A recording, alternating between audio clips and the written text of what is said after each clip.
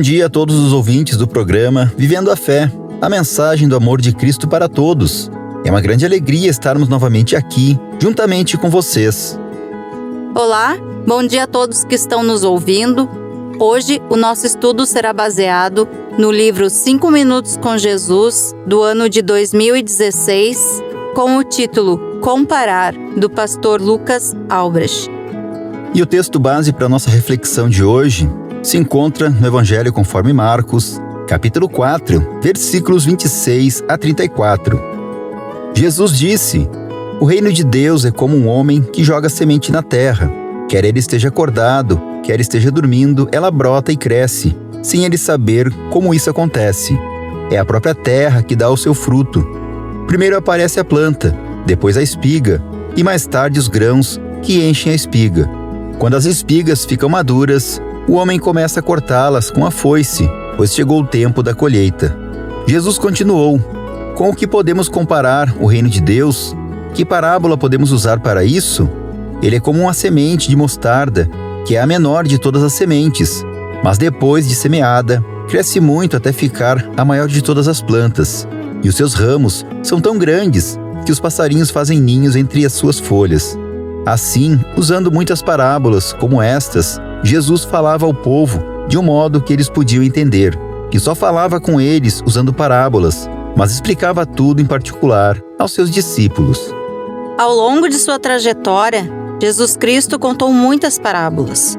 O evangelista Marcos nos diz, inclusive, que ele só falava com as pessoas utilizando parábolas para trazer as verdades do reino de Deus. Utilizava comparações para que até mesmo as pessoas mais simples pudessem perceber tanto a grandeza quanto a simplicidade de sua obra de amor. Em algum momento, no entanto, nossa geração se perdeu no uso do verbo comparar. Ele deixou de ser utilizado como uma moldura que contém verdades eternas e passou a ser uma constante meditação de valor. Só isto explica o comparativo que muitas vezes se faz entre viver na igreja e viver no mundo, acreditar em algo ou viver sem fé, dar dinheiro para uma igreja ou gastar em outras prioridades. O verbo comparar é utilizado para medir o reino de Deus em relação às outras coisas boas ou proveitosas do mundo, como se ele fosse apenas mais uma entre muitas opções. Jesus fez muitas comparações, mas sempre mostrando como o reino de Deus pode ser visto através de ilustrações que ressaltam seu caráter divino, único, permanente e fundamental para a vida.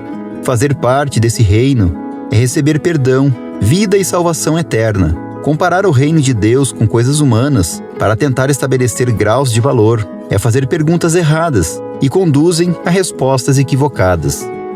Jesus Cristo comprou nossa vida com seu próprio sangue e pela fé nos deu vida. E Ele nos envia para a vida diária, nos dando a segurança de que, por mais que tenhamos coisas boas e prazerosas neste mundo, é em seu incomparável amor que temos perdão sem limites, força sem medida, vida sem fim, reino sem comparação. Posso tentar comparar a minha vida, que vivo na igreja, que luto, que batalho, que tenho as minhas coisinhas simples dentro de casa, mas eu sou feliz com o que eu tenho. Com aquele meu vizinho que tem tudo o que ele quer, não necessariamente só precisa, ele tem tudo o que quer, não faz parte da igreja, nós enxergamos como se aquela pessoa fosse muito mais abençoada financeiramente que nós, mas ele não tem o principal, ele não tem o que eu tenho, a alegria de viver com Jesus Cristo, ter o perdão dos pecados, saber que Deus nos perdoa toda vez que nós erramos. Comparar a vida que nós temos, que é com Jesus Cristo, com a vida de uma pessoa que não tem Jesus Cristo, muitas vezes nós achamos que nós estamos perdendo nisso. Mas, na verdade, nós temos tudo o que nós necessitamos. É muito fácil a gente comparar a nossa vida com a vida de pessoas que talvez tenham coisas diferentes das nossas. E geralmente nesse tipo de comparação, a gente se considera desfavorecido, mas deveria ser ao contrário. Nós que já fazemos parte do reino de Deus, pela fé em Jesus Cristo, nós deveríamos entender que nós temos algo de valor incomparável com as coisas que existem aqui neste mundo. E deveríamos sim nos considerarmos as criaturas mais felizes da existência justamente por ter isto. Algumas semanas nós fizemos uma palestra para casais, falando sobre os 10 mandamentos, falando sobre o perdão e a graça dentro de um relacionamento. E dentro dessas falas, nós colocamos que hoje em dia a família, o relacionamento conjugal, ele está sendo usado como uma forma de ofensa para quem leva a sua vida conjugal de maneira séria e respeitosa. De forma que, se a gente não vai a algum lugar porque nós priorizamos a nossa família, nós priorizamos ficar com a nossa família, dar atenção para a nossa esposa ou para o nosso esposo, nós viramos chacota. É uma pessoa que a mulher manda ou que vive debaixo dos pés do homem. As pessoas não enxergam a verdadeira felicidade que nós dentro de um relacionamento enxergamos. Onde que eu quero chegar com isso? Da mesma forma, nós que frequentamos a igreja, nós que permanecemos fiéis a Jesus Cristo, que ofertamos não só em valores, em dinheiro, mas ofertamos o nosso tempo, ofertamos os nossos dons, nós também somos considerados pessoas que vivem à mercê de alguma coisa. Vocês vivem à mercê do pastor, vocês vivem à mercê da igreja, vocês vivem fazendo coisas para a igreja. Nós somos tirados como se o que a gente estivesse fazendo é errado, se nós compararmos ao mundo. Então, comparar a nossa vida de cristão, onde nós tiramos o nosso percentual, aquele percentual que a gente colocou no nosso coração e que aquilo vai ser como oferta para a minha igreja, é errado.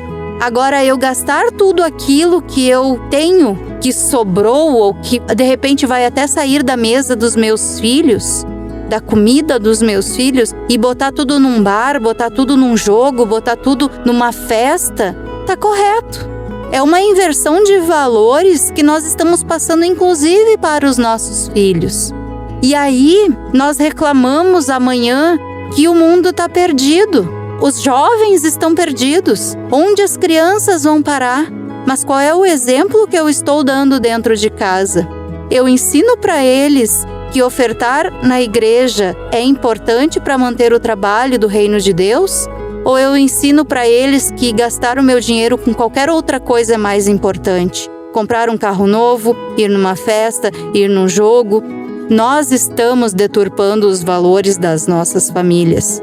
Nós estamos comparando a nossa vida com Jesus Cristo com a do mundo. E estamos mostrando para os nossos filhos que é mais importante a gente ter as coisas, adquirir as coisas, ser feliz, do que levar a palavra de Deus aos outros, do que mostrar que Jesus Cristo ama a todos.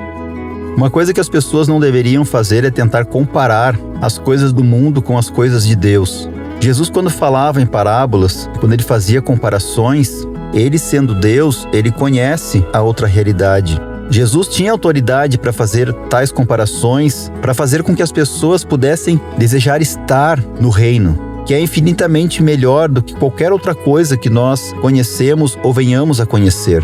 Mas o que se vê hoje em dia é um afastamento das pessoas pelas coisas de Deus.